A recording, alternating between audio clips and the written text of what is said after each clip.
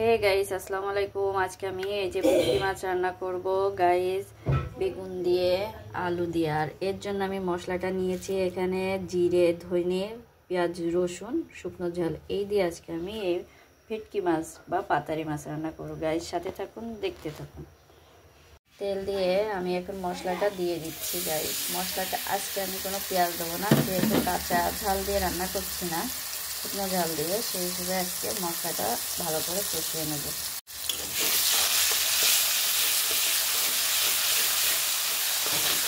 আজকে সব বাটা মশলা আর গুঁড়া মশলা দিয়ে আমি রান্না করছি ভেটকি মাছ। এখন আমি একটু পানি দিয়ে দিলাম, দিয়ে মশলাটা আবার আর একটু কষাই নেব।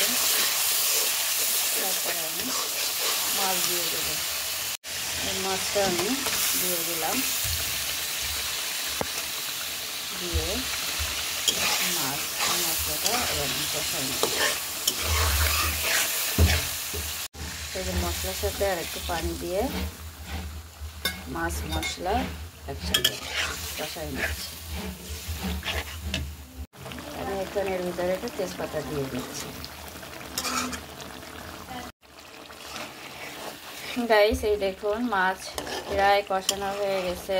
আর একটু মাখো মাখো করে রাখবো।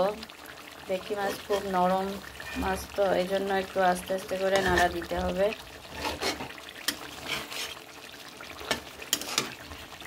কষাই নিলে হয় কি কাঁচা গন্ধটা বের হয় না, এই জন্য একটু বেশি করে কষাই নিচ্ছে।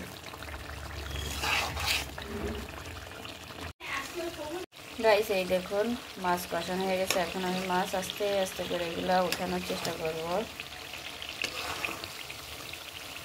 এই যে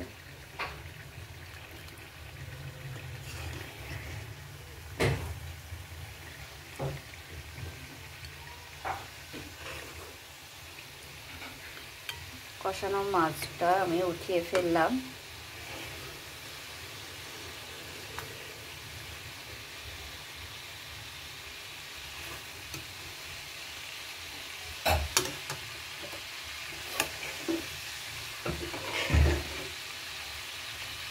এই হলো মাছ, এই হলো সব মাছ উঠানোর পরে এখন আমি আলুগুলো দিয়ে দেবো।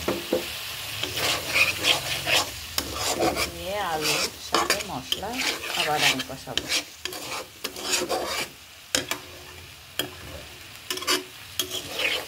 শীতের দিনে ভেটকি মাছ খেতে বেশ ভালোই লাগে। হালকা হালকা ঠান্ডা ঠান্ডা পড়েছে, প্রায় শীত শীত মনে হচ্ছে।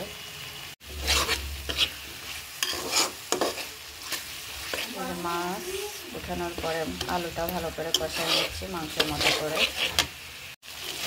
এই আলু কষানোর পরে এখন আমি ঝোলের পানি দিয়ে দিচ্ছি। দিয়ে আমি এটা ঢেকে দিব। এই দেখুন গাইস, উতলাই গেছে। এখন আমি বেগুনগুলা দিয়ে দেব। বেগুন ভাজতেছে। বেগুনগুলা দেওয়ার পরে আমি 2 মিনিট পরেই আমি মাছগুলা দিয়ে দেব। এখন আমি মাছ আস্তে করে এগুলা দিয়ে দিচ্ছি।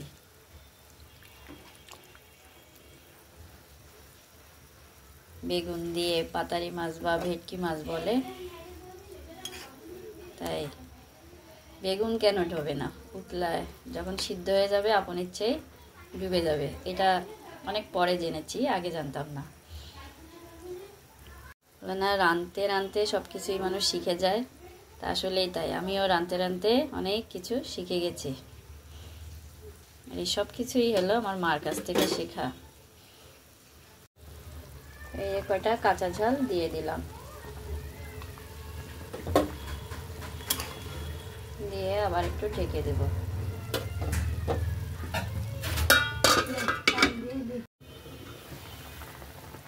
গাইস, এই যে উতলাই গেছে মাছ বেগুন একসাথে দিয়ে ঝোল কমাবো, আরো বেশ কিছুক্ষণ রাখবো।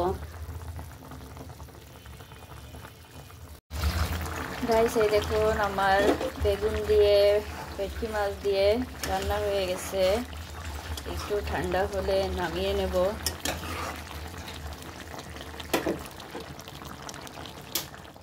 গ্যাস অফ করে দিলাম।